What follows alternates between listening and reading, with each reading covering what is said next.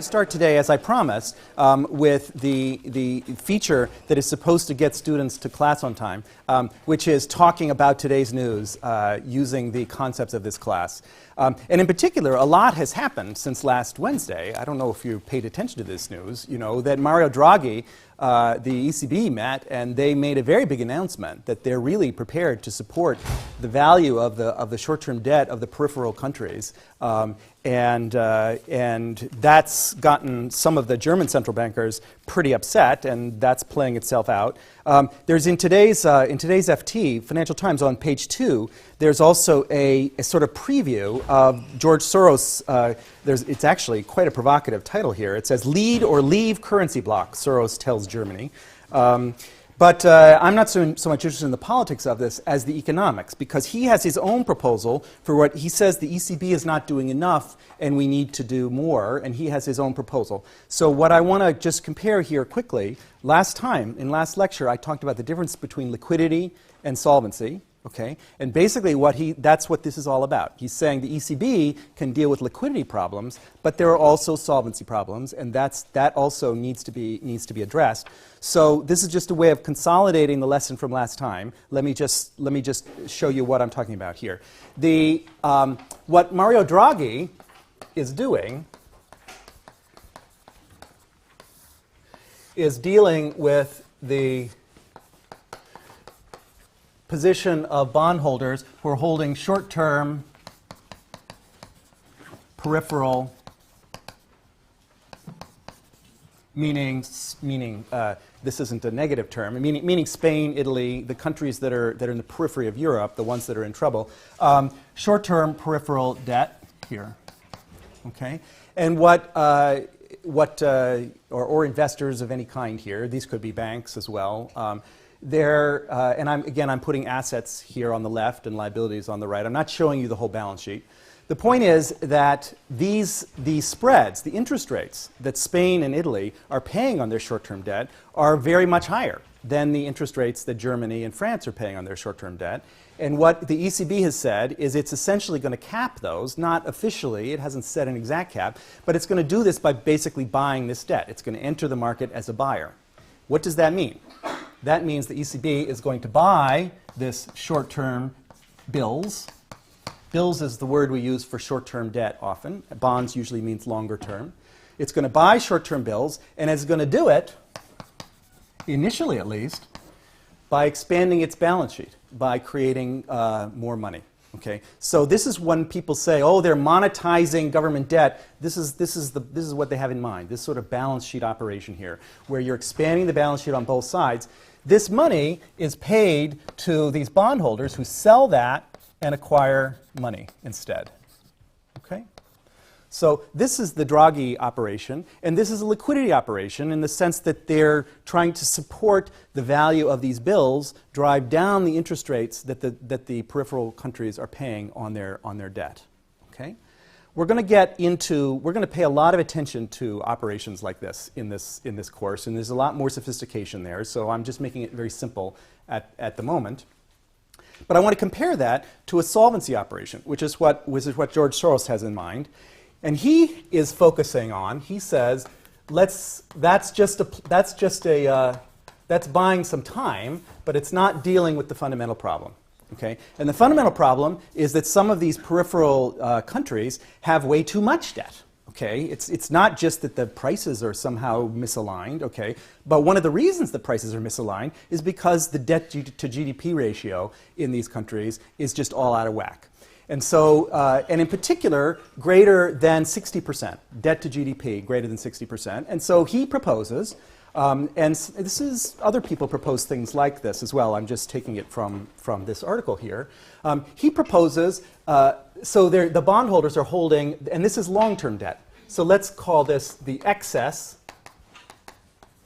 bonds, peripheral bonds.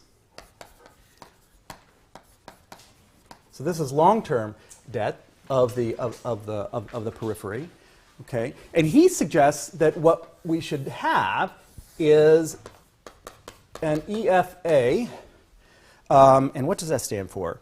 The European Fiscal Authority. European Fiscal Authority, which is essentially like the US Treasury. So it will be a fiscal unit of Europe as a whole. And he wants the EFA to buy these excess bonds.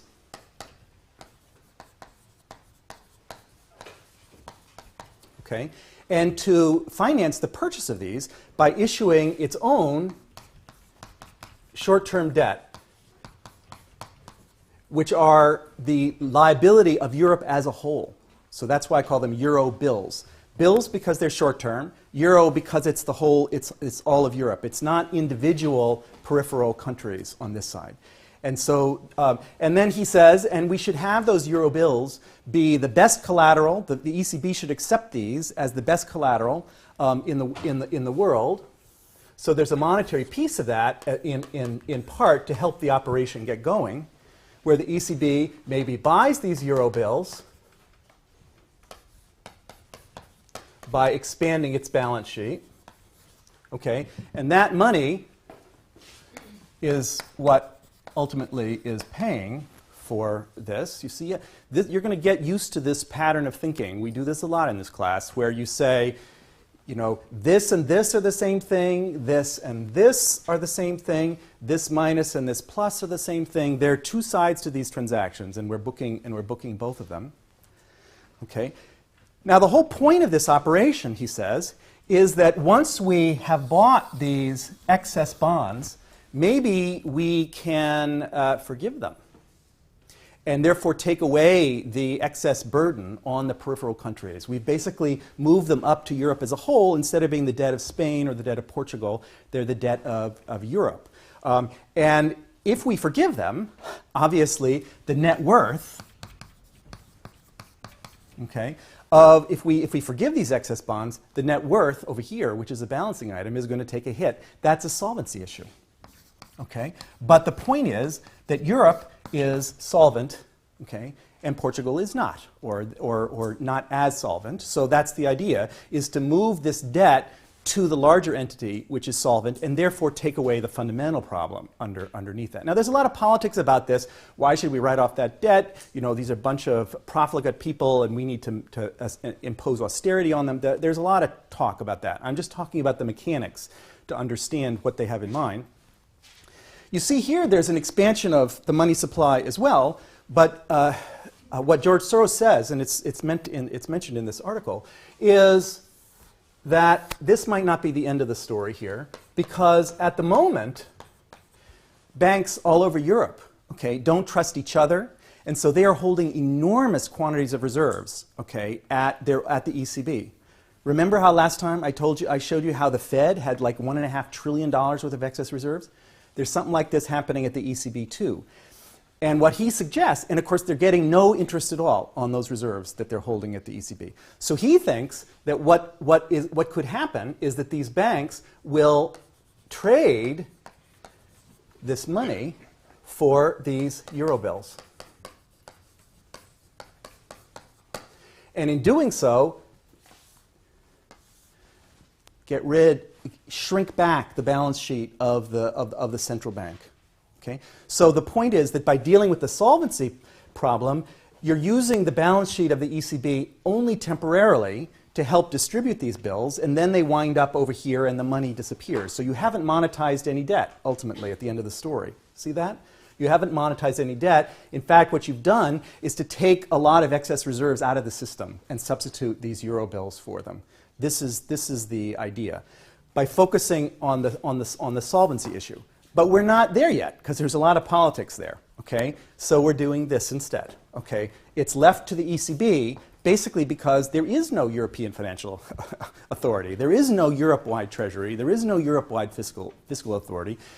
And this is what always happens. When central banks do very bold things, it's because somebody else isn't doing their job. Okay? And so that's what Draghi is doing. That's what Draghi is doing. He's holding the system together. And you can criticize him as much as you want, okay? But he is acting as a central banker. And understanding the mechanics, what in fact these are about, I think could help a lot with having a more sane political discussion about what is at stake here, instead of throwing around words like hyperinflation and so forth, thinking about what are the alternatives.